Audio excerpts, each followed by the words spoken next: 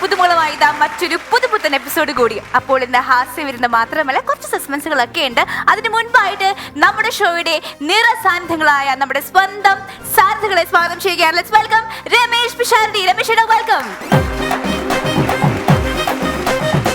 Our most favorite Kunchan ചേട്ടൻ, welcome.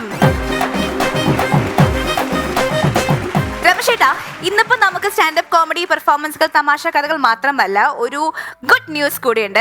അതെ, നമ്മള് ഒരു പുതിയ സിനിമയുടെ ഓഡിഷൻ ഇവിടെ നടക്കുകയാണ് അല്ലേ കുഞ്ചേട്ടാ? ഒരു പോലീസ് കഥയുടെ ഒരു ഓഡിഷൻ കൂടെ നമ്മൾ കൂട്ടത്തിൽ നടത്തുന്നുണ്ട്. അപ്പൊ കുഞ്ചേട്ടനും കൂടി ഉണ്ടെങ്കിൽ നമുക്കത് കുറച്ചുകൂടെ ഗംഭീരമായിട്ട് നടത്താൻ പറ്റും. അതൊരു പോലീസ് സ്റ്റോറിയാണ്. അപ്പൊ പോലീസ് സ്റ്റേഷനുമായി ബന്ധപ്പെട്ടുള്ള ക്യാരക്ടേഴ്സിനെയൊക്കെയാണ് നമുക്ക് വേണ്ടത്. അതിനുവേണ്ടി ഒരുപാട് പേര് നമ്മൾ പരസ്യം ചെയ്തതിന് പ്രകാരം അപ്ലൈ ചെയ്തിട്ടുണ്ട്, വന്നിട്ടുണ്ട്. അവരെ വിളിക്കല്ലേ? വരാം അവർ ചെയ്യാം. Okay, so let's start the audition now.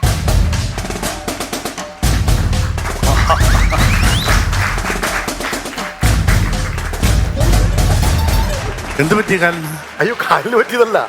നമ്മുടെ അവിടെ പോലീസിന്റെ ഒരു കഥയുമായി ബന്ധപ്പെട്ട ഓഡീഷൻ ആണല്ലോ. അപ്പൊ ഞാൻ കഥാപാത്രമായി മാർച്ച് ചെയ്യാൻ അറിയാന്ന് കാണിക്കാൻ വേണ്ടിയിട്ടുള്ള ഓരോ അഭിനയിക്കാനേ അല്ല, പഠിപ്പിക്കേണ്ടി വരുന്നില്ല എന്ന് നിങ്ങൾക്കൊന്ന് ബോധ്യപ്പെടാൻ വേണ്ടി. അത് നമുക്ക് അറിയാന്നുള്ളത്. പക്ഷെ നിങ്ങള് മാർച്ച് ചെയ്ത് വന്നത് തെറ്റായിരുന്നു. അങ്ങനെ അല്ല മാർച്ച് ചെയ്യുന്നത്. നീ സിനിമയിൽ അങ്ങനെ മാർച്ച് വരുന്ന സീൻ ഇല്ലാത്തതുകൊണ്ട് അതിൽ ടെൻഷൻ അടിക്കണം കേട്ടോ. എന്താ പേരെന്താ? പേര് അപ്പു അർജുൻ. എന്താ? അപ്പു അർജുൻ. അപ്പോ ആടാ എന്നൊക്കെ കേട്ടിട്ടുണ്ട്. അപ്പു അല്ല, അപ്പു അർജുൻ. അതായത് അതെന്താ രണ്ടുപേര്? അർജുൻ എന്നാണ് സ്കൂൾ നെയിം. വീട്ടില് വിളിക്കുന്നത് അപ്പു എന്ന്. ഞാനിപ്പോ ഈ സിനിമയുടെ ഒരു ട്രെൻഡ് ചിലപ്പോ അപ്പു അർജുൻ ആക്കിയത് തെന്നിന്ത്യയിലേക്ക് പെട്ടെന്ന് ഇതിലൂടെ കയറാണെങ്കിൽ പിന്നെ ആ നേരത്ത് പേരും ഇത്രയും ദീർഘവീക്ഷണത്തിലാണ് നിൽക്കുന്നത് അല്ലേ ചേട്ടാ? നമസ്കാരം. ഞാൻ സുഖിപ്പിക്കാണെന്ന് വിചാരിക്കരുത്. ഈ സിനിമയിൽ എടുക്കാൻ വേണ്ടിയിട്ട് പൊക്കി പറയുകയാണ് എന്നും ധരിക്കണ്ട. കുഞ്ചൻ ചേട്ടന്റെ എല്ലാ സിനിമകളും ഒരെണ്ണം പോലും ഞാൻ കാണാത്തതെല്ലാം ഞാൻ കണ്ടിട്ടുണ്ട്. കുഞ്ചൻ ചേട്ടൻ മാത്രമല്ല, മലയാള സിനിമയിലെ എല്ലാ സിനിമകളും കണ്ടിട്ടുണ്ട്, ഞാൻ കണ്ടിട്ടുണ്ട്. ഇപ്പൊ സെൻസർ ബോർഡിലായിരുന്നു ജോലി. സെൻസർ ബോർഡിൽ ജോലി ആയിട്ടല്ല. ഈ സിനിമ എന്ന് പറഞ്ഞാൽ എനിക്ക് പ്രണയമാണെന്ന്. പ്രളയമാണോ? പ്രളയമല്ല, പ്രണയം. എനിക്കൊരു വികാരമാണ് സിനിമ. സത്യം പറഞ്ഞ എനിക്ക് ഭ്രാന്താണ് തോന്നി. അല്ല, സിനിമയോട് ഭ്രാന്താണെന്ന്. സിനിമയോട് ഭ്രാന്താണ്. അപ്പൊ ആ കാസ്റ്റിംഗ് കോളിന്റെ പരസ്യത്തിൽ നമ്മൾ പറഞ്ഞ കാര്യങ്ങളൊക്കെ ശ്രദ്ധിച്ചിരുന്നിട്ടുണ്ടായിരുന്നല്ലോ. ഞാൻ വിളിച്ചിരുന്നു. അപ്പൊ അവര് പറഞ്ഞ കുറച്ച് തയ്യാറെടുപ്പുകളൊക്കെ ആയിട്ടാണ് ഞാൻ തയ്യാറെടുപ്പുകൾ നടത്തിയിട്ടുണ്ട്. എന്ത് തയ്യാറെടുപ്പ്? എന്താ എടുത്തിട്ടുള്ളത്? തയ്യാറെടുപ്പ് സ്പാനർ ഉണ്ട്, പിന്നെ നമ്മുടെ വേറെ ഈ ടെസ്റ്റർ പോലുള്ള സാധനങ്ങൾ, പിന്നെ ഒരു സഞ്ചിയിൽ വേറെ ജാക്കി ലിവർ സാധനങ്ങളെല്ലാം കൊണ്ടുവന്നിട്ടുണ്ട്. ഇതെന്തിനാ കൊണ്ടുവന്നേക്കുന്നത്? ഇതെന്തിനാ? അല്ല, അതിനകത്ത് ഫോണിൽ വിളിച്ചു കഴിഞ്ഞപ്പോ ആ സാറ് പറഞ്ഞു, ഇങ്ങനെ എങ്ങാനും ഇതില് നമ്മൾ പാസ്സാവാണെങ്കിൽ നേരെ എന്നെ വർക്ക്ഷോപ്പിലാക്കുമെന്ന് പറഞ്ഞു. അപ്പൊ ഈ ടൂ വീലറിന്റെ പണിയൊക്കെ കുറച്ചൊക്കെ അറിയാം നമുക്ക്. അപ്പൊ അത് അതിനുള്ള സാധനങ്ങൾ ഞാൻ സുഹൃത്തെ, അത് ഈ ക്യാരക്ടർ ആവാനുള്ള ആക്ടിംഗ് വർക്ക്ഷോപ്പിന്റെ കാര്യമാണ് പറഞ്ഞിരിക്കുന്നത്. സ്പാനർ വേണ്ട. അല്ലാതെ മറ്റേ ഈ ടൂ വീലർ വർക്ക്ഷോപ്പ് അല്ല, വണ്ടിയുടെ പരിപാടിയല്ല. വേസ്റ്റ് ആയി.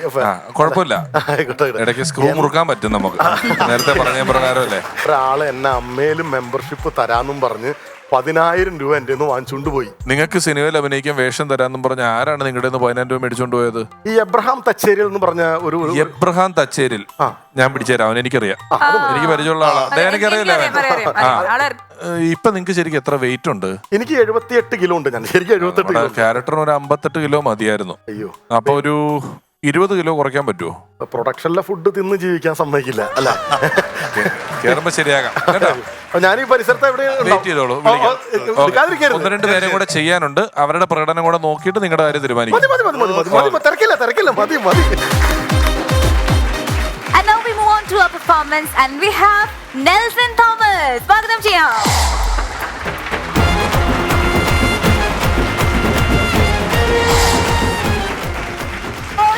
നെൽസൺ തോമസ് വീണ്ടും ഈ വേദിയിൽ എത്തിയിരിക്കുകയാണ്. സ്വാഗതം. How are you? I'm good. അടിപൊളി. രമേശേട്ടാ, നെൽസ തകർക്കൂല്ലേ ഇന്നത്തെ ദിവസം? Okay then, all the best. Hello, hi all. എല്ലാവർക്കും സുഖമെന്ന് വിശ്വസിക്കുന്നു. ആദ്യം തന്നെ, നിങ്ങൾ ആരേലും പഠിച്ച സ്കൂളിൽ പണിക്ക് പോയിട്ടുണ്ടോ? അല്ല, അവിടെ പറയണ്ട. ഞാൻ പോയിട്ടുണ്ട്. ഞാനും എൻ്റെ അപ്പനും കൂടെ പഠിച്ച സ്കൂളിൽ ഒരു പ്രാവശ്യം പെയിന്റിങ്ങിന് പോയി. ചെന്നപ്പോഴേ ഞങ്ങളുടെ ഹെഡ് മാസ്റ്റർ വാദിക്കാൻ നിൽപ്പുണ്ട്. കണ്ടപ്പോഴേ പുള്ളി ചോദിച്ചിട്ടാ, നിനക്ക് പണിയൊന്നും ആയില്ലേ? മാഷെ ഞാൻ ഇവിടെ പണിക്ക് വന്നാ. ഞാൻ പഠിപ്പിച്ച ബാക്കി പിള്ളേരൊക്കെ എഞ്ചിനീയറും ഡോക്ടറും ബാങ്ക് മാനേജറും ഒക്കെയാ. എന്നാ പിന്നെ അതിലൊരു ബാങ്ക് മാനേജറോട് സമയം കിട്ടുമ്പോൾ വന്ന് ഈ സ്കൂളൊന്ന് പെയിന്റ് അടിക്കാൻ പറയാൻ മേലായിരുന്നു എന്ന് എനിക്ക് മാഷിനോട് ചോദിക്കണമെന്നുണ്ടായിരുന്നു. എങ്കിലും ഞാൻ ഗുരുത്വമുള്ളവനായതുകൊണ്ടും പണ്ട് ഗുരുത്വാകർഷണ ബലം പഠിപ്പിച്ചപ്പോൾ മാഷിനെ തല്ലിയതോർത്തും ഞാനത് ചോദിച്ചില്ല. എന്നാലും മാഷിന്റെ ഈ ചോദ്യമാണ് കേരളത്തിന്റെ അങ്ങേയറ്റം തൊട്ട് ഇങ്ങേയറ്റം വരെ ഈ ടൈയും കെട്ടി ഇന്റർവ്യൂ എന്ന് പറഞ്ഞ് നടക്കാൻ എന്നെ പ്രേരിപ്പിച്ചത്. Hello, I am Nelson Thomas, MBA completed. I am very enthusiastic, hard-working person, and my ambition is make you laugh. സത്യം പറഞ്ഞാൽ ഇത് ഞാനൊരു 12-10 വർഷം മുമ്പ് ചെയ്യേണ്ട ഇന്റർവ്യൂ കേട്ടെ. സോറി, ഒരു സ്ക്രിപ്റ്റാ. എന്നാ പറ്റിയെന്ന് വെച്ച് കഴിഞ്ഞാൽ, അതായത് നമ്മൾ ഈ വേളാങ്കണ്ണിക്ക് പോകാൻ വീട് നീട്ടുന്ന പോലെ ഡെയിലി ഒരു 4 കമ്പനിയിൽ ഇന്റർവ്യൂവിന് പോയിരുന്ന സുവർണ്ണ കാലഘട്ടം 2012. അന്നൊന്നും ഈ യൂട്യൂബ് ചാനലൊന്നും ഇല്ല. അല്ലെങ്കിൽ ഞാൻ അന്നത്തെ കാലത്ത് വല്ലോ ഈ അടുക്കളയിൽ പച്ചക്കറിക്കറ്റ് അൺബോക്സ് ചെയ്യുന്ന വീഡിയോയോ, അല്ലെങ്കിൽ മിറ്റ അടിച്ചു വരുന്ന വീഡിയോയോ, അല്ലെങ്കിൽ മയിലിനെ മലത്തിൽ കടത്തിട്ട് പറത്തിയിട്ട് ഫ്രൈ ചെയ്യുന്ന വീഡിയോ ഒക്കെ ചെയ്ത് ജീവിച്ചേനെ. അന്നൊന്നും അങ്ങനത്തെ ഫെസിലിറ്റി ഒന്നും നമുക്ക് അറിയത്തില്ല. അത് കാരണം ഞങ്ങളുടെ അപ്പം പണിക്ക് പോകാൻ പെയിന്റും ബ്രഷുമായിട്ട് ഇറങ്ങുമ്പോൾ ഞാനും എൻ്റെ സർട്ടിഫിക്കറ്റും എല്ലാം കെട്ടിപ്പിടിച്ച് ഇറങ്ങും. പുള്ളി പെയിന്റ് അടിച്ച് ബ്രഷും തേഞ്ഞു. ഞാൻ എല്ലാ കമ്പനിയിലും പോയി HR മാനേജർമാർക്ക് ഷെയ്ക്ക് കൊടുത്തു. എൻ്റെ കയ്യും തേഞ്ഞത് സുരക്ഷോഗ്യമാണ്. ഒരു കൈക്ക് ഇപ്പോഴും നീളക്കുറവാണ്. പക്ഷെ എന്തൊക്കെ പറ്റിയാലും നമുക്ക് അന്നത്തെ കാലത്ത് ഈ ഡിപ്രഷനും നിരാശയൊന്നും ഇല്ല കേട്ടോ. ഇന്റർവ്യൂവിന് പോയി അപമാനിതനായി വൈകിട്ട് നാട്ടുകാരെ പറ്റി 2 അടിച്ച് കിടന്നുറങ്ങി കഴിഞ്ഞാൽ ഒരു പ്രശ്നവും ഇല്ല. രാവിലെ ഇന്റർവ്യൂവിന് പോവുക, തിരിച്ചു വരിക, അടിക്കുക, കിടന്നുറങ്ങുക, വീണ്ടും ഇന്റർവ്യൂവിന് പോവുക, അടിക്കുക, കിടന്നുറങ്ങുക. പിന്നെ അന്നത്തെ കാലത്ത് നമ്മൾ ഇന്റർവ്യൂവിന് പോയി കഴിഞ്ഞാൽ നമ്മുടെ മെയിൻ വില്ലന്മാർ 2 പേരെ അഭിഷേകിച്ചാട്ടാ. ഒരാള് ഇംഗ്ലീഷ്, രണ്ടാമത്തത് മറവി. അതായത് നമ്മുടെയൊക്കെ വീട്ടിലെ ഈ ജനലിന്റെ കൊളുത്ത് പോലെയാ. മോളത്തിടുമ്പോൾ താഴത്ത് വീഴത്തില്ല, താഴത്തിടുമ്പോൾ മോളത്ത് വിടത്തില്ല. ഞാൻ ഇന്റർവ്യൂ ചെന്ന് കഴിഞ്ഞാൽ ഇത്തരം എനിക്കറിയാമെങ്കിൽ എനിക്കത് ഇംഗ്ലീഷ് പറയാൻ അറിയത്തില്ല. ഇനി അഥവാ അത് ഇംഗ്ലീഷ് പറയാൻ പഠിച്ചോണ്ട് പോകുന്ന അത് മറന്നും പോകും. അതായത് എല്ലാ കമ്പനിക്കാർക്കും ഇംഗ്ലീഷ് ഭയങ്കര നിർബന്ധം. അതായത് അവന്മാരുടെ ക്ലയന്റും കസ്റ്റമറും എല്ലാം മലയാളിയായിരിക്കും. ഈ കമ്പനി തൊട്ട് കേരളത്തിലായിരിക്കും. എന്നാലും ഇംഗ്ലീഷ് ഇല്ലെങ്കിൽ, അതും യൂറോപ്യൻ സ്ലാങ്ങിൽ ഇംഗ്ലീഷ് ഇല്ലെങ്കിൽ അവർ സമ്മതിക്കത്തില്ല. വേറെ പ്രശ്നം കൂടെ ഈ ഇന്റർവ്യൂവിന്റെ കാര്യത്തിൽ കേട്ടോ. ഇവർ വിൽക്കുന്ന സാധനം തിരുവനന്തപുരം തൊട്ട് കാസർഗോഡ് വരെ സാമ്പാർ പൊടിയായിരിക്കും. എന്നാലും യൂറോപ്യൻ ഇംഗ്ലീഷ് നമ്മൾ സെൽഫ് ഇൻട്രൊഡക്ഷൻ നടത്തിയാലേ അവന്മാർ നമ്മളെ പണിക്കെടുക്കത്തുള്ളൂ. ഈ സെൽഫ് ഇൻട്രൊഡക്ഷന്റെ കാര്യം പറഞ്ഞപ്പോൾ ഓർത്ത് കേട്ടോ. ഈ സെൽഫ് ഇൻട്രൊഡക്ഷൻ സെറ്റപ്പ് പറഞ്ഞ എങ്ങനെയാണെന്ന് വെച്ചാൽ, നമ്മൾ ഈ പഴയ മലയാളം പടത്തിലെ നായികനെ ബലാത്സംഗം ചെയ്യാൻ വില്ലൻ വരുന്നതിന് മുമ്പ് ശോഭേ ഞാനൊരു വികാര ജീവിയാണെന്ന് പറയുന്ന പോലെ നമ്മളവിടെ ചെന്നിട്ട് നമുക്ക് അറിയാൻ മേലാത്ത ഭാഷയിൽ നമ്മളെ അപമാനിക്കാൻ പോകുന്ന ആളുടെ മുന്നിൽ നിന്ന് ഒരു ഉളുപ്പില്ല നമ്മളെ പുകഴ്ത്തി പറയുന്ന ഒരു അത്ഭുത പ്രതിഭാസമാണ് ഈ സെൽഫ് ഇൻട്രൊഡക്ഷൻ. അതെന്ന് പറഞ്ഞാൽ ഈ ജനുവരിയിൽ ഒത്തിരി ഇന്റർവ്യൂ നടന്ന സമയം. അതായത് ഈ പട്ടിക്ക് കന്നിമാസവും ഞങ്ങൾക്ക് തൊഴിലന്വേഷകർക്കും ഈ ജനുവരി മാസം ഭയങ്കര ഇമ്പോർട്ടൻറ്റ്. ഞങ്ങൾക്ക് നിന്ന് തിരിയാനുള്ള സമയമില്ല കേട്ടോ. അത് കാരണം അതേ ആ ഒരു ജനുവരി മാസം 2012 നടന്ന ഒരു സംഭവം പറയാം. കോയമ്പത്തൂരുള്ള ഒരു അണ്ണാച്ചിയുടെ തുണിക്കടയിൽ ഇന്റർവ്യൂ കഴിഞ്ഞ് ഞാൻ തിരിച്ചു വരിക. പാലക്കാട് കോട്ടയം റോഡിലെ ഫാസ്റ്റ് പാസഞ്ചർ പൂര ഇടിയാന്ന് ഓർക്കണം. ബസ്സിലാണ് നിന്ന് തിരിയാൻ സ്ഥലമില്ല.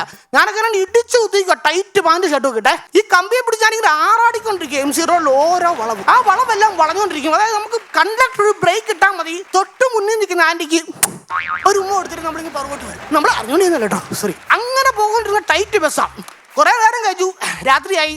എന്റെ ഈ കാലെല്ലാം കഴച്ചിട്ട് ഞാൻ നിലത്തോട്ട് അങ്ങിരുന്നു. എനിക്ക് മേല. കുറച്ച് കഴിഞ്ഞപ്പം രാത്രിയപ്പോൾ ഒരു സീൽക്കാരുടെ ശബ്ദം കേട്ടു. ആദ്യം ഈ കാര്യമൊന്നും മനസ്സിലായില്ല. ഞാൻ മുകളിലോട്ട് നോക്കി ആന്റി കിടത്തിപ്പോട്ട് ഇപ്പുറത്തെ ഒരു പയ്യൻ നിൽപ്പുണ്ട്. കുറച്ച് കഴിയുമ്പോൾ എന്റെ ഷർട്ടിന്റെ അകത്തേക്ക് ഒരു തണുപ്പരിച്ചിറങ്ങുന്ന പോലെ എനിക്ക് തോന്നി. ഞാൻ മുകളിലോട്ട് നോക്കി ആ സത്യം മനസ്സിലാക്കി. ചെക്കൻ വാള് വെച്ചു. ഒരു രക്ഷയില്ലെന്ന് ഓർക്കണം. അത്രോ നേരം ഇടിച്ചു കുത്തിയുന്ന ബസ്സാണ്. പെട്ടെന്ന് ആ ആൾക്കൂട്ടത്തിന് നടുവിൽ ഞാൻ വല്ലാതെ ഒറ്റപ്പെട്ടു പോയി. എല്ലാവരും ചെതറി അങ്ങ് മാറി. ബസ് നിർത്തി. കണ്ടക്ടർ ഒന്നും ആകെ കലിപ്പായി. കോട്ടയത്ത് ഇറങ്ങേണ്ട റബ്ബർ പാലിന്റെ നിറമുള്ള ചേച്ചിയും പുള്ളിയുടെ അരക്കുമ്പ് ജീരകവെള്ളം എന്നെ കഴുകാൻ വേണ്ടി സംഭാവന തന്നു. എല്ലാം കഴുകി ദേഹം എല്ലാം വൃത്തിയാക്കിയ ശേഷം ഞാൻ ഷർട്ട് കൂരിപ്പോഴും കണ്ടക്ടർ പൂരെ കലിപ്പ്.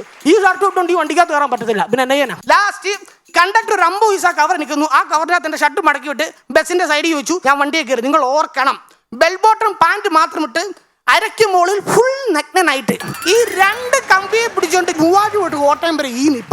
അതിനുശേഷം ഞാൻ അങ്ങനെ ഇന്റർവ്യൂ ഒന്നും പോകാറില്ല. ഭയങ്കര മടുപ്പ. വീണ്ടും ബിസിനസ് മാനേജ്മെന്റ് ഒക്കെ മാറ്റി വെച്ച് അപ്പന്റെ കൂടെ പെയിന്റിംഗ് മാനേജ്മെന്റ് തുടങ്ങി. അപ്പോഴും പെയിന്റിംഗ് മാനേജ്മെന്റ് പോയിക്കൊണ്ടിരുന്നപ്പം ഒരു 2-2.5 മാസം കഴിഞ്ഞപ്പോൾ ഇനി കൂടുതൽ കൺഫ്യൂഷൻ ഒന്നും ഉണ്ടാക്കില്ല എന്നൊരു കല്യാണം കഴിച്ചു. കല്യാണം എല്ലാം കഴിച്ചു. ഒരു 2 മാസം കഴിഞ്ഞപ്പം അതേ പഴയ മാഷിന്റെ വീട്ടിലെ പെയിന്റിംഗ് വന്നു. മാഷിന്റെ വീട്ടിൽ ചെന്നു. അപ്പനായിട്ട് ചെന്നവിടെ മാഷിന്റെ അടുത്ത് ചോദിച്ചു, കല്യാണം കഴിഞ്ഞിട്ട് 2-2.5 മാസമല്ലേ, പിള്ളേരൊന്നും ആയില്ലേ? നിനക്കാണോ കുഴപ്പം, അവക്കാണോ കുഴപ്പം? ഇതിൽ 2.5 മാസം കൊണ്ട് റിസൾട്ട് ഉണ്ടാക്കാൻ ഞാൻ പ്രമേഹത്തിന്റെ മരുന്നൊന്നും അല്ലല്ലോ കഴിച്ചത് എന്ന് എനിക്ക് മാഷിനോട് പറയണമെന്നുണ്ടായിരുന്നു. എങ്കിലും എന്റെ ആ പഴയ ഗുരുത്വാകർഷണം ഓർത്തപ്പോൾ ഞാനിത് പറഞ്ഞില്ല. എങ്കിലും മാഷിന്റെ ആ ഒരു ചോദ്യത്തിനുള്ള ഉത്തരം വെച്ചുകൊണ്ട് ഞാൻ അടുത്ത ഒരു സ്ക്രിപ്റ്റായിട്ട് വരുന്നതും വരെ എനിക്ക് വണക്കം. Yes. ആസ് യൂഷ്വൽ തകർത്തു, അടിപൊളിയായിരുന്നു. Thank you. കുഞ്ഞു ചേട്ടാ, നെൽസൺ മണ്ടേല Yes. സ്റ്റൈലായിരുന്നു. Thank you. ഒരു പുതിയ സംഭവം, യെസ്. അല്ലാതെ വേണ്ട വിധത്തിൽ നല്ല രസമായിട്ട് ഒരുപാട് ബോറടിപ്പിക്കാതെ very good. Keep it up. Very thank you. Good. Thank you. നെൽസ, Yeah. നെൽസന്റെ പ്രകടനം വളരെ രസമുള്ളതായിരുന്നു. നെൽസൺ ഇങ്ങനെ നമ്മളൊരു പരിപാടിയൊക്കെ ചെയ്യുമ്പം നമ്മൾ മുമ്പും പല കോമഡി ഷോകളും കാര്യങ്ങളൊക്കെ ചെയ്യുന്നത്, ഞാൻ ബാക്കിയുള്ളവർ കുഴപ്പമൊന്നും അല്ല പറയുന്നത്. ചില ആൾക്കാർ വന്ന് പെർഫോം ചെയ്ത് പോയി കാണുമ്പോൾ നമ്മൾ ആ ഒരു പെർഫോമൻസ് മാത്രമല്ല, നമുക്ക് ഇയാളുടെ ഒരു മുന്നോട്ടുള്ള പോക്കിനെ കുറിച്ചൊക്കെ നമുക്ക് ചിന്ത വരും. ഇയാൾ കയറി വരും, ഇയാൾ കുറച്ച് നാൾ കഴിയുമ്പം കുറച്ചുകൂടെ എസ്റ്റാബ്ലിഷ് ആയ കുറച്ചുകൂടെ വലിയൊരു ആർട്ടിസ്റ്റ് ആവും, അങ്ങനെ ഒരു തോന്നലും കൂടെ നമുക്ക് ഉണ്ടാവും. അത് ചിലരോട് നമുക്ക് അകാരണമായി ഉണ്ടാകുന്നതാണ്. എനിക്ക് നെൽസന്റെ കാര്യത്തിൽ അങ്ങനെ തോന്നുന്ന ഒരു ആർട്ടിസ്റ്റാണ് നെൽസൺ എന്ന് പറയുന്നത്. നെൽസൺ അതിനുവേണ്ടി ഒരു ഹാർഡ് വർക്ക് ചെയ്യുന്നുണ്ട്. നെൽസൺ അതിനുവേണ്ടി ഒരു കൃത്യമായ പ്രിപ്പറേഷൻ ചെയ്യുന്നുണ്ട്. അതൊക്കെ ചെയ്തിട്ട് വന്നിട്ടാണ് നമുക്കൊരു സ്ഥലം കിട്ടുമ്പോൾ ആ സ്ഥലം അവിടെ ചെന്ന് ആ ജോലി കൃത്യമായിട്ട് എനിക്ക് എങ്ങനെ ചെയ്യണം, വിനിയോഗിക്കണം എന്നുള്ളത് കറക്റ്റായിട്ട് ചെയ്യണം എന്നുള്ളൊരു ലക്ഷ്യത്തോടെ വരുന്ന പോലെ തോന്നുന്നുണ്ട്. നെൽസന്റെ പ്രകടനം, നെൽസൺ പറയുന്ന കാര്യങ്ങൾ, അതിന്റെ വേഗം, അതിന്റെ മോഡുലേഷൻസ് എല്ലാം ഗംഭീരമായിരുന്നു. Thank you. Thank you so much. Thank you. Thank you. Our next performance is by stand-up comedian Mithun Lal. Mithun ലാലിനെ ഫൽസഫ ടൈം മോഷൻ 2.0 വേദിയിലേക്ക് സ്വാഗതം ചെയ്യുന്നു. വെൽക്കം.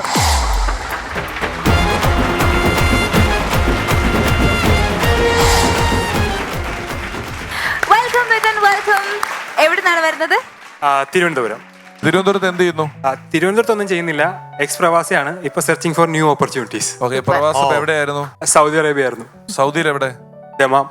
ദമാം. അപ്പൊ അവിടെ ഇങ്ങനത്തെ തമാശ പരിപാടികളും കാര്യങ്ങളൊക്കെ ഉണ്ടായിരുന്നോ? അല്ല, ഞാൻ ആദ്യമായിട്ട് സ്റ്റേജിൽ കയറുക. ആദ്യമായിട്ട് എങ്കിലും ഒരു കോൺഫിഡൻസ് കിട്ടിയത് എവിടുന്ന അപ്പൊ ചെയ്യാന്നുള്ളത്? എല്ലാരും ചിരിച്ച മുഖമൊക്കെ കാണുമ്പോഴേ ഉണ്ട്. അതായത് തമാശ കേട്ട് ചിരിക്കുമ്പോ. അതെ.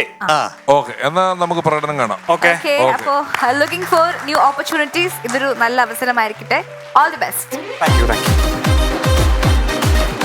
ഹലോ, എന്റെ പേര് മിഥുൻ ലാൽ മോഹൻലാൽ. പക്ഷേ ഞാൻ എന്നെ തന്നെ വിളിക്കുന്നത് മാൻഡ്രിക് മിഥുൻ എന്നാണ്. അപ്പോൾ നിങ്ങൾ ചോദിക്കും എന്താന്ന്. എന്നെ കാണുന്ന എല്ലാ പേരും ചോദിക്കും എന്താ മൊട്ടയടിച്ചെന്ന്. ഒറ്റ കാരണേ ഉള്ളൂ കുഞ്ചേട്ടാ, ഈ കഷണ്ടിത്തലേൻ എന്ന വിളിയേക്കാളും എനിക്കിഷ്ടം മൊട്ടത്തലേൻ എന്നുള്ള വിളിയാണ്. നമ്മുടെ ഇന്ത്യയിൽ ഈ മൊട്ടത്തല കൊണ്ട് രക്ഷപ്പെട്ട രണ്ട് ആൾക്കാരാണ്. ഒന്ന് മഹാത്മാഗാന്ധി, രണ്ട് മറ്റേ ജൂനിയർ മാൻഡ്രിക് സിനിമയിലെ ആ പ്രതിമയില്ലേ, അത്. അതുകൊണ്ട് ഞാൻ ന്യൂമറോളജി പ്രകാരം എന്റെ പേര് മാറ്റി, എന്നിട്ട് ഗസറ്റി കൊടുത്ത് മാൻഡ്രിക് മിഥുൻ എന്നാക്കി. എന്നിട്ട് ഇന്ത്യയിലുള്ള എല്ലാ ഓഡീഷനിലും ഞാൻ പോയി പങ്കെടുത്തു. ഞാൻ വിചാരിച്ചു എന്നെ വില്ലനായിട്ടൊക്കെ വിളിക്കുമെന്ന്. അവരെ ഭാഗ്യത്തിന് അവരെന്നെ എങ്ങും വിളിച്ചില്ല. ഇപ്പൊ എന്റെ ലക്ഷ്യം എന്ന് പറഞ്ഞാൽ അതങ്ങ് ഹോളിവുഡാണ്. പക്ഷേ ഹോളിവുഡില് ഓഡീഷന് പോകണമെങ്കിൽ മിനിമം കാനഡ വരെയെങ്കിലും പോകണം. എന്റെ ബുദ്ധിയും ഈ ഒരു ലുക്കും പിന്നെ എന്റെ വിദ്യാഭ്യാസവും ഇതെല്ലാം വെച്ച് ഞാൻ എന്തായാലും കാനഡ വരെ എത്തില്ല. അപ്പോ ഞാൻ വിചാരിച്ചു വേറൊരു ഐഡിയ കണ്ടുപിടിക്കണം. അങ്ങനെ ഞാനൊരു ഐഡിയ കണ്ടുപിടിച്ചു. ഒരു നഴ്സ് കുട്ടിയെ വളയ്ക്കുക, അവളെ കാനഡയ്ക്ക് അയക്കുക, എന്നിട്ട് അവളെ പിറകുന്ന് കാനഡയ്ക്ക് പോവുക. ആള് ചില്ലറക്കാരനല്ല കേട്ടോ. ആലോചിച്ചോണ്ടിരിക്കുക. അതിന് അങ്ങനെ ഞാൻ എന്റെ പ്രയത്നം എങ്ങനെ നടന്നുകൊണ്ടിരിക്കുകയാണ്. നഴ്സുമാരെ കാണുന്നു, ഞാൻ വളയ്ക്കാൻ ശ്രമിക്കുന്നു. എന്റെ ഈ പ്രയത്നം കണ്ടിട്ട് എന്റെ നാട്ടുകാരെന്നെ പഞ്ചാരാന്ന് വിളിച്ചു. അവര് വിളിച്ചൊരു കാര്യമുണ്ട്, എന്റെ അച്ഛൻ പഞ്ചാരാണ്, അമ്മയും പഞ്ചാരാണ്. പക്ഷെ നിങ്ങൾ ഉദ്ദേശിക്കുന്ന ആ പഞ്ചാര അല്ല, ഇത് ഡയബറ്റീസ് ആണ് കേട്ടോ, ഡയബറ്റീസ്. എന്റെ അപ്പനൊരു പലചരക്കടയാണ്. അപ്പോ പുള്ളിയുടെ അടുത്ത് ആരെങ്കിലും വന്നിട്ട് ചോദിക്കും ചേട്ടാ പഞ്ചാര ഉണ്ടോന്ന് ചോദിച്ചാ അപ്പൊ ഇങ്ങനെ ദയനീയമായിട്ട് പറയും, ആടാ മോനെ ഉണ്ട്, രക്തത്തിലും ഉണ്ട്, മൂത്രത്തിലും ഉണ്ടെന്ന്.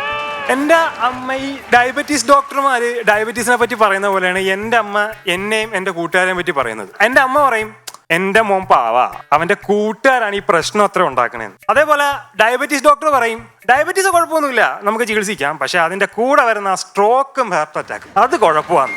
നമുക്ക് കോളേജിൽ പോകുമ്പോൾ ഒരു പുതിയ സുഹൃത്തിനെ കിട്ടുന്ന സന്തോഷമാണ് ഒരു ഡയബറ്റീസ് രോഗിക്ക് വേറൊരു ഡയബറ്റീസ് രോഗിയെ കാണുമ്പോൾ ഉള്ളത്. അതായത് എന്റെ അപ്പനൊക്കെ ഡയബറ്റീസ് രോഗിയെ കണ്ട അപ്പൊ ചോദിക്കും ചേട്ടാ എത്ര ഉണ്ട് ഷുഗർ? ഇപ്പൊ പുള്ളി പറയും 140. ചേട്ടനോ?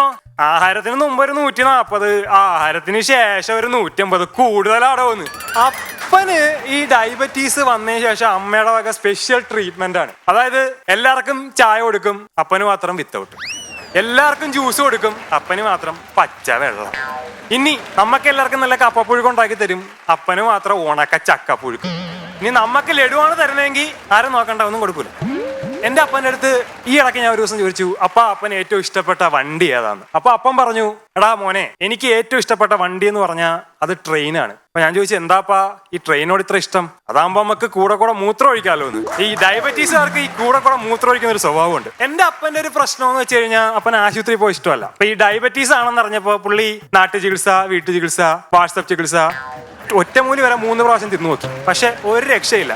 ഏറ്റവും അവസാനം ഇനി ആശുപത്രി പോയില്ലെങ്കിൽ കിഡ്നി അടിച്ച് പോകുമെന്ന് ഉറപ്പായപ്പോ അപ്പൊ ആശുപത്രി പോയി. ഞാനും കൂടെ കൊണ്ടുപോയപ്പോ ഡോക്ടർ പറഞ്ഞു കുഴപ്പമൊന്നുമില്ല, മരുന്ന് കഴിച്ചാൽ മതി, രാത്രിയാവുമ്പോ ഒരു 2 ചപ്പാത്തിയും ഒരു സലാഡും കഴിച്ചാൽ മതിയെന്ന്. അപ്പോ നമ്മുടെ മലയാളികൾ ചോദിക്കുന്ന ക്ലീശ ചോദ്യം എന്റെ അപ്പനങ്ങ് ചോദിച്ചു, അല്ല ഡോക്ടറെ, രാത്രി ചോറിന് മുമ്പാണ് ചോറിന് ശേഷമാണെന്ന്.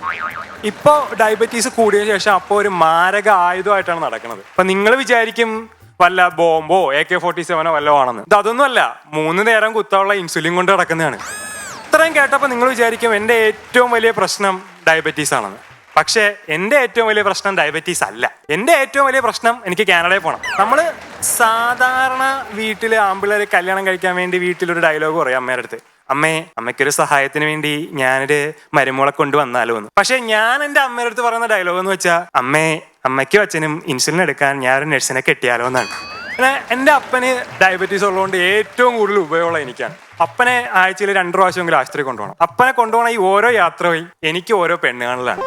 ഞാൻ കാണുന്നതെന്ന് വെച്ചാൽ ഈ ട്രേയില് ചായം കൊണ്ടുവരുന്ന പെൺപിള്ളേരല്ല, ഞാൻ ഈ ട്രേയില് ഈ മരുന്നും ഇഞ്ചക്ഷനുമായിട്ട് വരുന്ന നഴ്സുമാരാണ്. എല്ലാരും ഈ പെണ്ണ് കണ്ടതിന് ശേഷം ഒരു ചോദ്യം ചോദിക്കും. സാധാരണ നമ്മളെ കേശവമാനൊക്കെ ചോദിക്കുന്ന കണക്ക് കുട്ടിക്ക് എന്ത് കൊടുക്കും? ഞാൻ ഒരേ ഒരു ചോദ്യം ചോദിക്കാറുള്ളൂ, കുട്ടിക്ക് കാനഡയിൽ പോകാൻ താല്പര്യം ഉണ്ടോ? അങ്ങനെ അപ്പന്റെ ഡയബറ്റീസും പേരും കൊണ്ട് എനിക്കൊരു പെണ്ണ് സെറ്റായി. ഇനി അവളെ കാനഡയ്ക്ക് വിട്ടിട്ട് വേണം എനിക്ക് ഹോളിവുഡിലൊന്ന് ആറാടാൻ.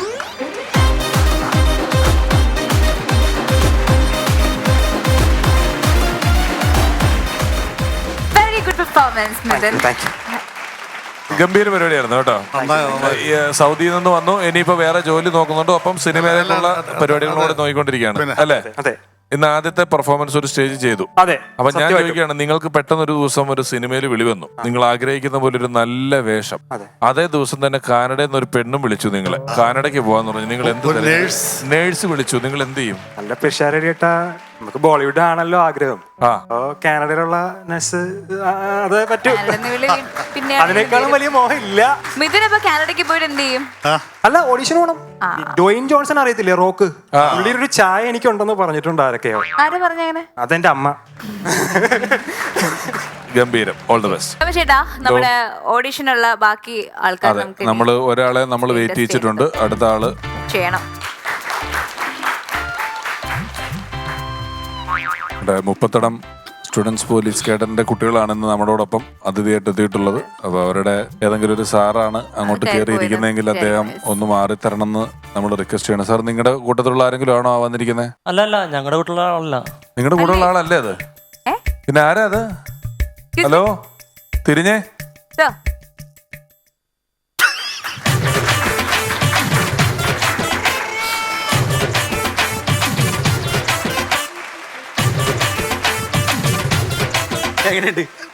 എങ്ങനെയുണ്ട് കേശവമാമ, നിങ്ങൾക്ക് ഇവിടെ ഈ ഓഡീഷനിൽ പങ്കെടുക്കേണ്ട കാര്യമുണ്ടോ? അല്ല, നമ്മള് ഈ ഇത്രയും പോലീസുകാരുടെ ഒരു പടം ചെയ്യുന്നു എന്ന് പറഞ്ഞ് വിത്ത് യൂണിഫോം ഓഡീഷനിൽ വരേണ്ട കാര്യം എന്താ? നിങ്ങൾ എന്ത് ചെയ്യൂല എന്നുള്ളത് നമുക്കറിയാവുന്ന കാര്യമല്ലേ? അല്ല, ഈ വേഷത്തിലെങ്കിലും വന്നിട്ട് ഒരു അവസരം കിട്ടട്ടെ എന്ന് ഞാനത് കഷ്ടപ്പെട്ട് എടുത്തുകൊണ്ട സംഭവം. അങ്ങനെയല്ല, അങ്ങനെയാണ് ആ വേഷം എനിക്ക് കുഞ്ചൻചേട്ടന് കൊടുത്താൽ പോരെ. ഇത് എന്താണെന്നറിയാമോ, നമ്മുടെ കഥയിലെ പോലീസിന്റെ പ്രായം ഇതല്ല. പ്രായമുള്ള വേഷമാണെങ്കിൽ ഞാൻ ചെയ്യില്ലേ? അത് എനിക്ക് കുഞ്ചൻചേട്ടൻ ചെയ്ത് എന്റെ സിനിമയ്ക്ക് നല്ലതല്ലേ? എത്രയോ പോലീസ് വേഷങ്ങൾ ചെയ്തിരിക്കുന്നു. അപ്പൊ അത് ചെയ്തേനെ. അപ്പൊ നമ്മളുടെ പ്രായം, നിങ്ങളുടെ പ്രായത്തിലെ ചെറുപ്പക്കാരനായ പോലീസാണ് നമുക്ക് വേണ്ടത്. അങ്ങനെ സത്യം മാഷ് 40ാമത്തെ വയസ്സിലല്ലേ ഫീൽഡിലേക്ക് വന്നത്? മഹാനായ നടൻ സത്യമാഷോടാണ് കോമ്പറ്റീഷൻ. ചേട്ടാ, ഇത്രയും പ്രായമുള്ളൊരു ക്യാരക്ടർ അല്ല നമ്മുടെ ഫിലിമിലേത്, മനസ്സിലായില്ലേ? ഞാൻ ഒരു കാര്യം പറയട്ടെ. ആ വൺലൈൻ സിനിമയുടെ സീൻ തരാനായിട്ട് അഭിനയിക്കാനായിട്ട് ചെയ്തു നോക്കാം. സിറ്റുവേഷൻ ഇതാണ്, ആളൊഴിഞ്ഞ ഒരു വീട്ടില് ഒരു കൊലപാതകം നടക്കുകയാണ്. പൊളിഞ്ഞില്ലേ, പടം പൊളിഞ്ഞില്ലേ? ആളൊഴിഞ്ഞ വീട്ടിൽ എങ്ങനെയാണ് കൊലപാതകം നടക്കണത്? എന്നല്ലേ കൊല്ലണ ആള് വേണം, അല്ലെ കുത്തോണ്ട് മരിക്കണ ആള് വേണം. ഇത് രണ്ടുമില്ലാണ്ട് എങ്ങനെയാണ് ആളൊഴിഞ്ഞ വീട്ടിലേക്ക് മനസ്സിലാവുള്ളത്? വിഷു കഥ പൊളിഞ്ഞു. അല്ല, അങ്ങനെയല്ല, ഒരാളുള്ളൊരു വീട്ടിൽ ഒരു കൊലപാതകം നടക്കുകയാണ്. അപ്പോഴും ലോജിക്ക് പ്രശ്നമുണ്ടല്ലോ. എന്താ? ഒരാളുള്ള സമയത്ത് പറഞ്ഞാൽ ഇപ്പൊ പുള്ളിക്ക് സ്വന്തമായിട്ട് കുത്തി ചാവാം, അപ്പൊ അത് ആത്മഹത്യയാണ്, കൊലപാതകമല്ല. സെക്ഷൻ നമ്പർ മാറും. ഒരു കൊലപാതകം നടന്ന സ്ഥലം ഓക്കെ കൊലപാതകം നടന്ന സ്ഥലത്തേക്ക് പോലീസ് വരികയാണ്. അവിടുന്ന് പരമാവധി തെളിവുകൾ ശേഖരിക്കാൻ ശ്രമിക്കുകയാണ്. ഇതാണ് നമ്മൾ ചെയ്യേണ്ടത്. അപ്പൊ മരണപ്പെട്ട ആളോട് കിടപ്പുന്നുണ്ട്, കൊലപാതകി ഇവിടെ നിൽപ്പുണ്ട്. ഓക്കെ, ഇത് വെച്ചിട്ട് വേണം നമ്മള് ചെയ്യാനായിട്ട്. ഓഫീസർ വരുന്നു. അതെ, ഓക്കെ, ഒന്ന് ചെയ്തു നോക്കാം. ഓക്കെ.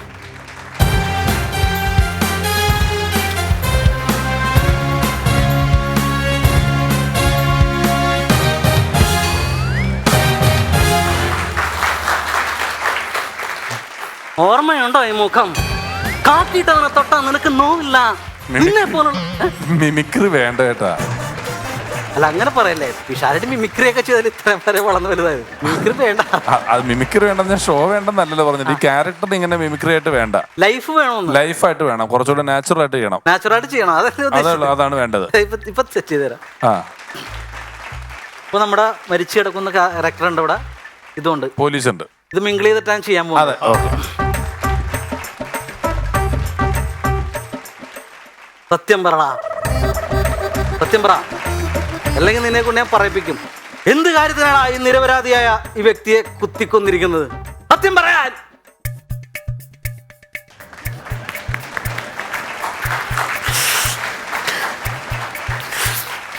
ഈ ചത്തു കിടക്കുന്നവൻ എന്റെ കുടുംബത്തോട് എന്താണ് ചെയ്തത് സാറിനറിയാവോ? ഇവൻ നിരന്തരമായി രാത്രികാലങ്ങളിൽ എന്റെ ഭാര്യയുടെ വാട്സപ്പിലേക്ക് ചാറ്റ് ചെയ്ത് അവളെ അടിച്ചുകൊണ്ട് പോയി. അവനെ ഞാൻ കൊല്ലട്ടെ സാർ, കൊല്ലട്ടെ.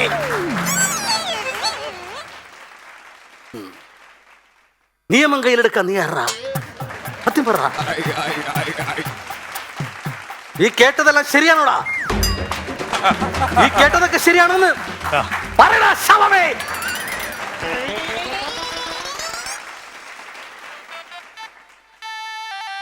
പറഞ്ഞതെല്ലാം ശരിയാ.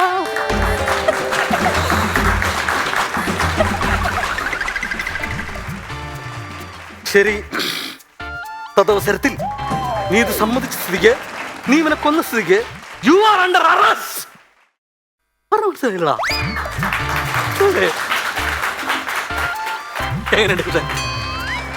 നിസ്സാര കളിയല്ല, 3 റൗണ്ട് വെച്ചിട്ടുള്ള 3 ക്യാരക്ടർ ചേഞ്ച് ഉണ്ട്. UP വിഭാഗം മോണാക്ട് കോമ്പറ്റീഷൻ ആണെങ്കിൽ നമുക്ക് 3rd പ്രൈസ് എങ്കിലും തരായിരുന്നു. ഇതിപ്പം സിനിമയായി പോയില്ലേ? ഈ ലൈഫില്ലേ മാമ, ഇതിന് എന്റെ സിനിമയിലെ കഥാപാത്രമായിട്ട് യാതൊരുവിധ സാമ്യമില്ല ഇതിന്, നിങ്ങൾ ചെയ്തതിന്. അല്ല, അത് സിനിമ വരണ സമയത്ത് ഇതിൽ എഴുതി കാണിച്ച പോരെ സ്ക്രീനില്? ഈ കഥയിലെ കഥാപാത്രങ്ങളും ക്യാരക്ടേഴ്സും എല്ലാം സാങ്കല്പികം മാത്രമാണെന്ന് എഴുതി കാണിച്ച പോരെ? അത് ശരിയാവില്ലേ? സാങ്കല്പികമാണെങ്കിൽ ഇതും ഒരാളും കൂടെ വന്നിട്ടുണ്ട്. നിന്റെ കളി എന്റെ അടുത്ത് നടക്കില്ലടാ. Super super. നീ എന്നെ പറ്റിച്ചിട്ട് അല്ല, പുള്ളി നന്നായിട്ട് പെർഫോം ചെയ്യുന്നുണ്ട്. ഇതാണ് എന്റെ ക്യാരക്ടർ, ഇതാണ് കറക്റ്റ് അഭിനയം പുള്ളി കാണിച്ചോണ്ടിരിക്കുന്നത്. Super super. അതാരാണ് ആർട്ടിസ്റ്റ്? Super performance. കൈയടി കൈയടി. പിടിക്കുന്നു. സൂപ്പർ സൂപ്പർ, അടിപൊളി. നമ്മുടെ ഇന്റർവെല്ലിന് മുമ്പുള്ള ഫൈറ്റ് ഇതുപോലെ തന്നെ വേണം. ഹലോ സാർ, ഹലോ, സൂപ്പർ ആയിട്ടുണ്ട്. ഇനി നിങ്ങളുടെ ഒരു പെർഫോമൻസ് എനിക്ക് കാണണ്ട. As an actor you are proved. നിങ്ങളെ നമ്മുടെ പടത്തിലേക്ക് നമ്മൾ തെരഞ്ഞെടുത്തിരിക്കുകയാണ്. തെരഞ്ഞെടുക്കുന്നു വേണ്ട, ഞാനിപ്പോ സസ്പെൻഷനിൽ, അറിയാമോ? സസ്പെൻഷനില് എന്നാ പറ്റിയേ? ഞാനേ IG-യുടെ കോൺഫറൻസ് ഹാളില് 10 മണിക്ക് പങ്കെടുക്കേണ്ടതാ. ഞാൻ അലക്കിട്ടിരുന്ന യൂണിഫോമും കട്ടെടുത്തോണ്ട് ഇവൻ പോന്നേക്കുന്നത്. ഇവനെന്താ ചെയ്യണ്ടേ? എന്താ ചെയ്യണ്ടേ? പിഷാടി പറ. സാറേ, നമുക്കത് അല്ല പറ. ഞങ്ങൾ ഓർത്ത് അഭിനയിക്കാൻ വന്നാന്ന് ഓർത്തെ. സാർ ഒറിജിനലാന്ന് അറിഞ്ഞില്ല. ഞാൻ എക്കെതിരെയും പിടിച്ച് ജയിലിലിടും, അറിയാമോ? നീ മിണ്ടരുത്. നീ 2ാം പ്രതിയോ, അറിയാമോ? ഞാനാ? സോറി. മേലാൽ ഇനി ആവർത്തിക്കരുത് കേട്ടാ. പോട്ടെ.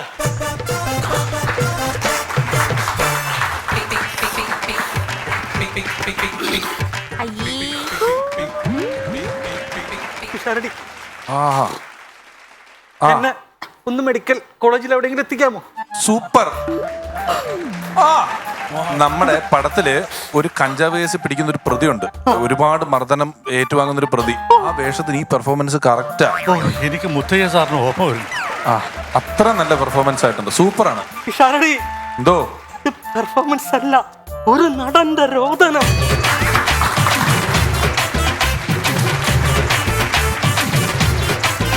നമ്മുടെ കേശവമാവന്റെ പോലീസ് വേഷം ഫ്ലോപ്പ് ആയെങ്കിലും നമ്മുടെ ഇന്നത്തെ അതിഥികളായിട്ട് എത്തിയിരിക്കുന്നത്, നമ്മുടെ ഓഡിയൻസ് ആയിട്ട് എത്തിയിരിക്കുന്നത് കേരള പോലീസ് ഫോഴ്സിലെ പ്രതിനിധികളാണ്. നമുക്ക് അവരെ വേദിയിലേക്ക് സ്വാഗതം ചെയ്യാം. ഒരുപാട് ബഹുമാനത്തോടെ സ്വാഗതം ചെയ്യുന്നു ശ്രീ ജോർജ് തോമസ് സാറിനെയും ശ്രീ ഷാബു സാറിനെയും. പ്ലീസ്.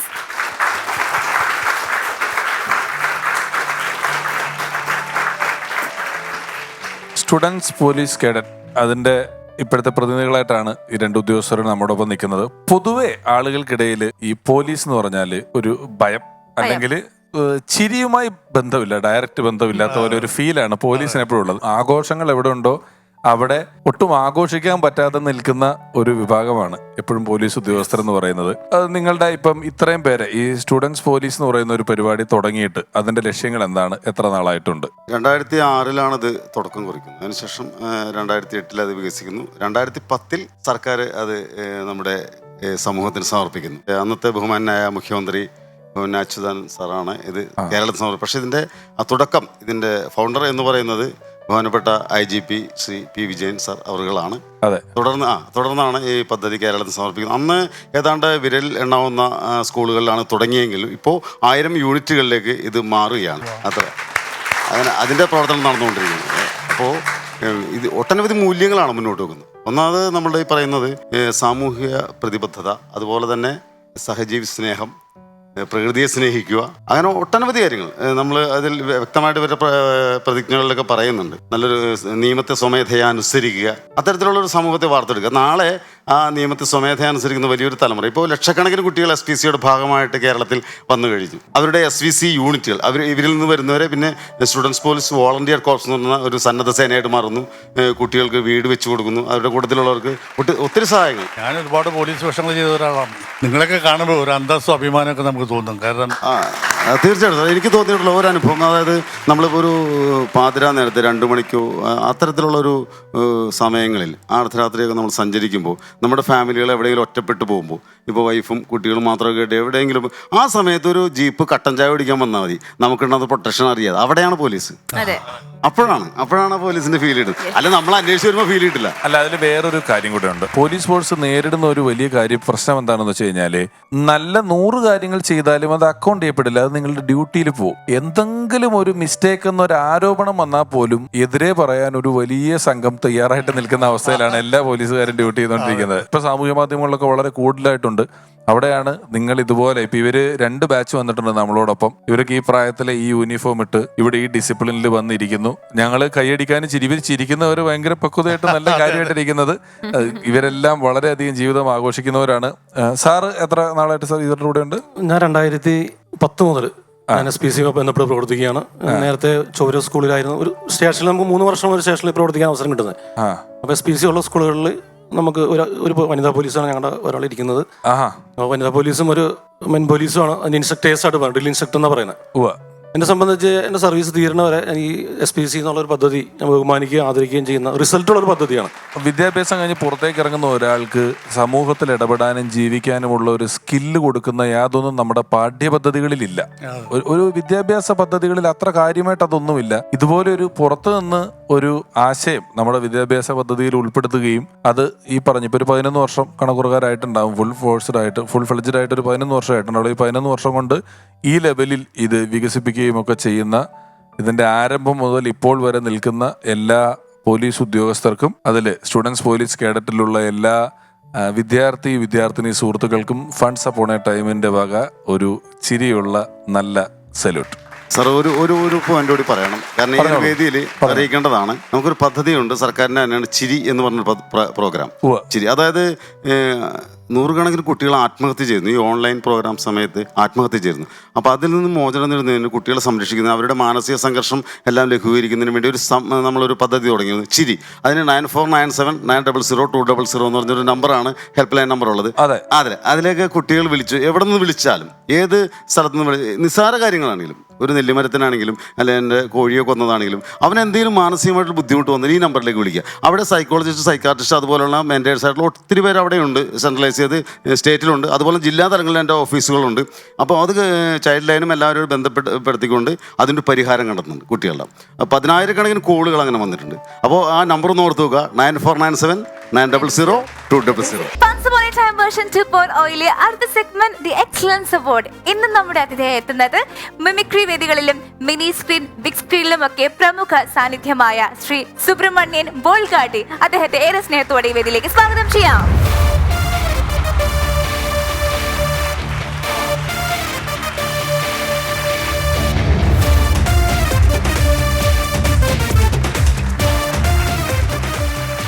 നമസ്കാരം.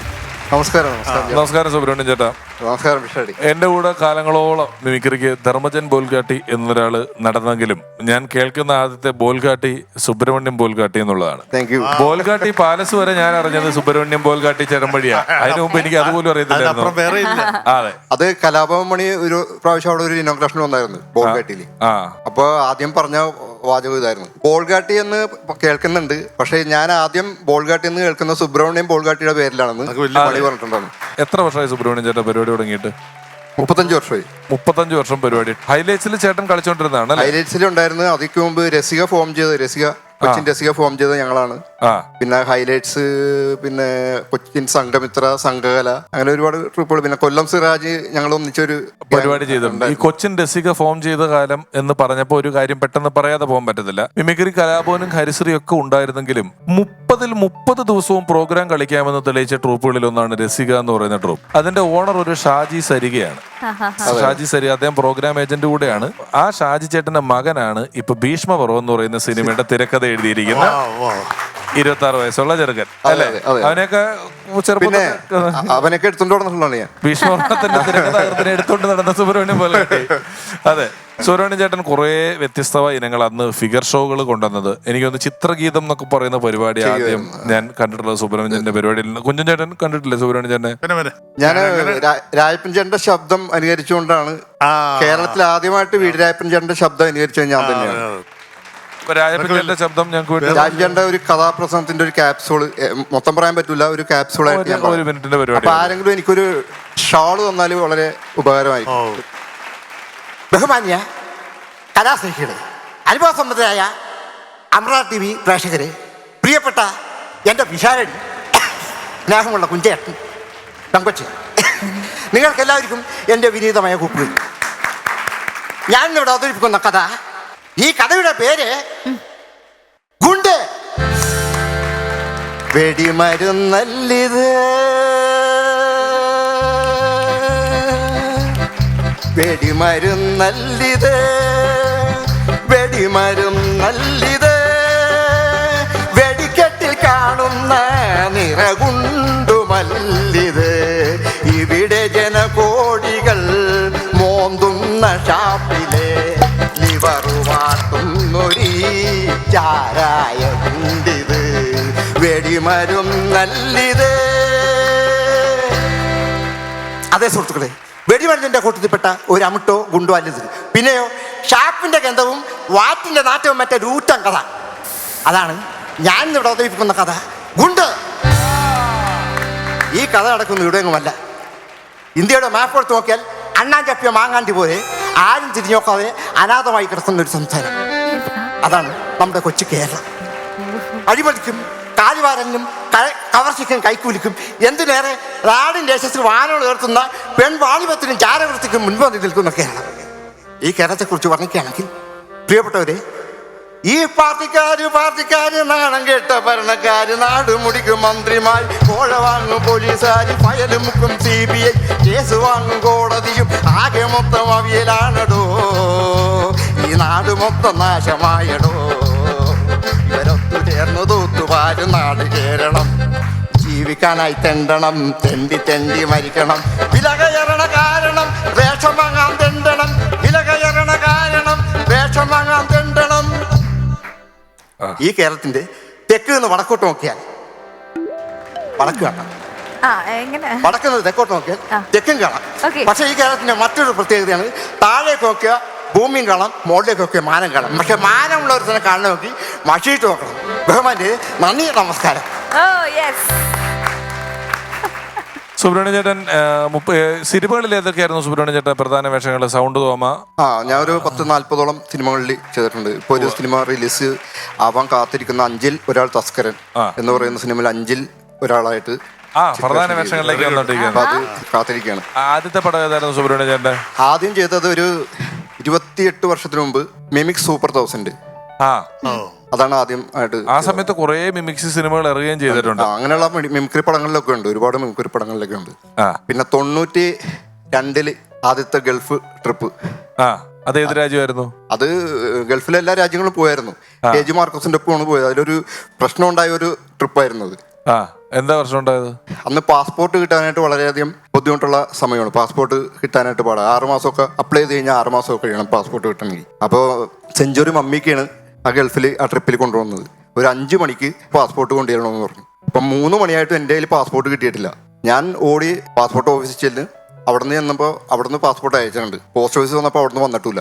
ഒരു 4 മണിയൊക്കെ ആയപ്പോൾ പോസ്റ്റ്മാൻ ഓടി കതച്ച് വന്ന് പാസ്പോർട്ട് കൊണ്ടു തന്നു. അപ്പോൾ അതുമായിട്ട് ഞാൻ ചെല്ലുമ്പോൾ മമ്മിക്ക് ആദ്യം തന്നെ പറഞ്ഞു, ഷെയ്ഖാൻ്റെ പറഞ്ഞു, നീ ഒരു കാര്യം ചെയ്യും, സംസാരമൊക്കെ പിന്നെ ആ റൂം നമ്പർ ഇത്ര റൂം നമ്പർ ഉണ്ട്, അവിടെ പോയി ഒന്ന് നോക്കിയിട്ട് വന്നു പറഞ്ഞു. ഞാനിപ്പോൾ അവിടെ ചെന്നപ്പോൾ ഒരാൾ പാസ്പോർട്ട് കിട്ടിയാ? ആ കിട്ടി. എന്നാൽ പോയിട്ട് വാ, നിനക്ക് പാസ്പോർട്ട് ഇല്ലെങ്കിൽ ഞാൻ പോകാനിരിക്കുകയായിരുന്നു. അപ്പം എനിക്ക് പോകാൻ പറ്റിയില്ല. ഇപ്പോഴത്തെ സൂപ്പർ സ്റ്റാർ ദിലീപാണത്. ദിലീപിന് മുമ്പ് ഞാൻ ആ ഗൾഫിൽ പോയി ആ പ്രോഗ്രാം ഒരു 10-18 പ്രോഗ്രാം അടിച്ചു പൊളിച്ചു നടത്തി സൂപ്പറായിട്ട് ഇങ്ങോട്ട് പോകുന്നു.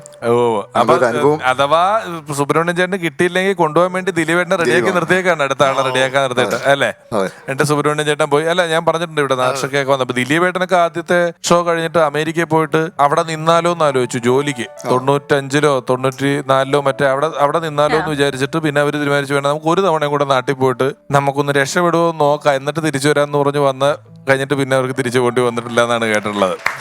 സുബ്രഹ്മണ്യൻ ചേട്ടന്റെ ധർമ്മജനുമായിട്ട് നിങ്ങളുടെ ട്രൂപ്പിലുണ്ടായിരുന്നു ധർമ്മജൻ ബോൾഗാട്ടിയില്? ധർമ്മജൻ ഉണ്ടായിരുന്നു, എന്റെ കൂടെ ഉണ്ടായിരുന്നു. ചേട്ടന്റെ ഒരു അസിസ്റ്റന്റ് ആയിരുന്നു ധർമ്മജൻ, കുറെ നാളെന്ന് കേട്ടിട്ടുള്ളതാണ്. എന്റെ കൂടെ അവൻ ചെറുതിലെ പോലെ എന്റെ കൂടെ ഉണ്ടായിരുന്നു. പിന്നെ ഒരു കാലഘട്ടം കഴിഞ്ഞ് തിരിച്ച് അങ്ങോട്ട് കുറെ കാലം സുബ്രഹ്മണ്യൻ ചേട്ടന്റെ കൂടെ തന്നെ ട്രൂപ്പിൽ ഉണ്ടായിരുന്നു തോന്നുന്നു. ട്രൂപ്പിൽ ഹൈലൈറ്റ്സിലുണ്ടായിരുന്നു. ഹൈലൈറ്റ്സിൽ ധർമ്മജൻ കളിച്ചിട്ടുണ്ട്.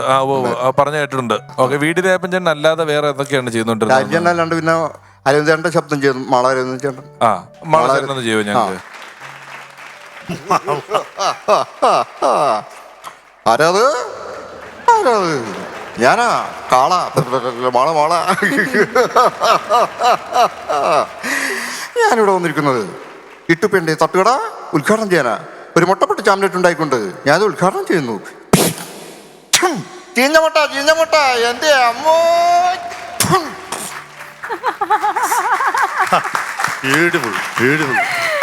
ചീപ്പും കൊണ്ടൊരു പരിപാടി ഇല്ലേ സുബ്രഹ്മണ്യൻ ചേട്ടാ? ചീപ്പ് കൊണ്ട് പരിപാടി ഉണ്ട്, പക്ഷെ ചീപ്പ് എടുത്തിട്ടില്ല.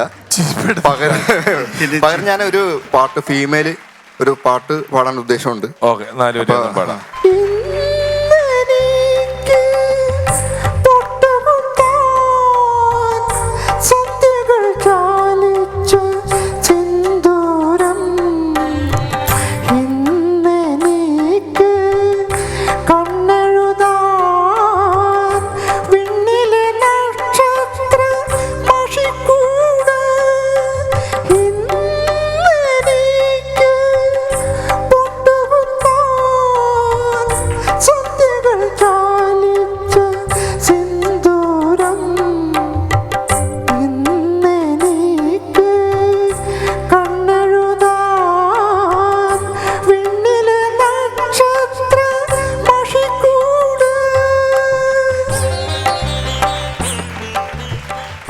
ബ്യൂട്ടിഫുൾ ആയിരുന്നു അത്.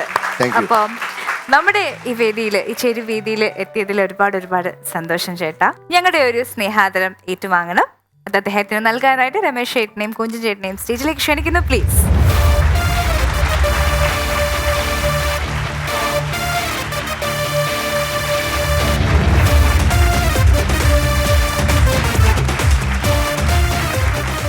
എക്സലൻസ് അവാർഡ് ഏറ്റുവാങ്ങുന്നതിന് വേണ്ടി എത്തിയ സുബ്രഹ്മണ്യം ബോൾഗാട്ടി ചേട്ടൻ. നമ്മൾ പലപ്പോഴും പറഞ്ഞിട്ടുണ്ട്, എപ്പോഴെങ്കിലും ഒരിക്കലെങ്കിലും ഒരു മലയാളിയെങ്കിലും ചിരിപ്പിച്ചവരാണ് ഈ എക്സലൻസ് അവാർഡിന് അർഹരായിട്ട് ഇവിടെ എത്തുന്നത്. അപ്പോൾ പുരസ്കാരം ഏറ്റുവാങ്ങുക മാത്രമല്ല, ഇവിടെ വന്ന എല്ലാ പ്രതിഭകളും അവരുടെ പ്രതിഭയുടെ ഒരു അംശം നമുക്ക് വേണ്ടി കാണിച്ചു തന്നിട്ടാണ് പോകുന്നത്. എല്ലാവരും വരുമ്പോൾ എന്തെങ്കിലും ഒരു ചെറിയ പെർഫോമൻസ് കാണിച്ചു തന്നുകൊണ്ടാണ് പോകുന്നത്. സുബ്രഹ്മണ്യം ചേട്ടനും ഒരുപാട് നേരം ഒറ്റയ്ക്ക് 1 മണിക്കൂർ സ്റ്റേജിൽ മൈക്കും കൊടുത്ത് വിട്ടാൽ അവിടെ നിന്ന് 1 മണിക്കൂർ പെർഫോം ചെയ്യാൻ കഴിവുള്ള ഒരാളാണ്. ഒരുപാട് പ്രതിഭകളുടെ വളർച്ചയിൽ വലിയ പങ്ക് വഹിച്ചിട്ടുള്ള ഒരാളാണ്. ഇപ്പോഴും 40-ലധികം സിനിമകൾ കഴിഞ്ഞു. പ്രധാന വേഷം ചെയ്ത സിനിമ ഇറങ്ങാനായിരിക്കുന്നു. ആ അവസരത്തിൽ ഫണ്ട്സ് അപ്പോൺ എ ടൈമിന് വേണ്ടി സമയം മാറ്റിവെച്ചതിന് അദ്ദേഹത്തോട് നന്ദി പറഞ്ഞുകൊണ്ട് ഞങ്ങളുടെ വക ഒരു ചെറിയ ആദരവ്.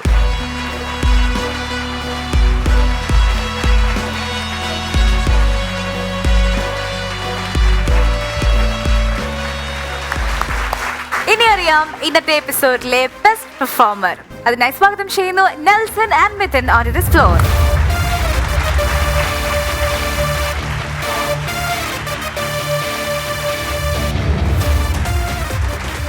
നെൽസണും മാൻഡ്രേക്ക് മിഥുനും രണ്ടുപേരുടെയും പ്രകടനങ്ങൾ നമ്മൾ കണ്ടു. മാൻഡ്രേക്ക് മിഥുന്റെ ചില ഗൂഢ ഉദ്ദേശങ്ങളൊക്കെ നമുക്കിതൊന്ന് മനസ്സിലാക്കാനായിട്ട് സാധിച്ചു. ഇന്നത്തെ എപ്പിസോഡിലെ ബെസ്റ്റ് പെർഫോമറായി തിരഞ്ഞെടുക്കപ്പെട്ടിരിക്കുന്നത് ശ്രീ നെൽസൺ.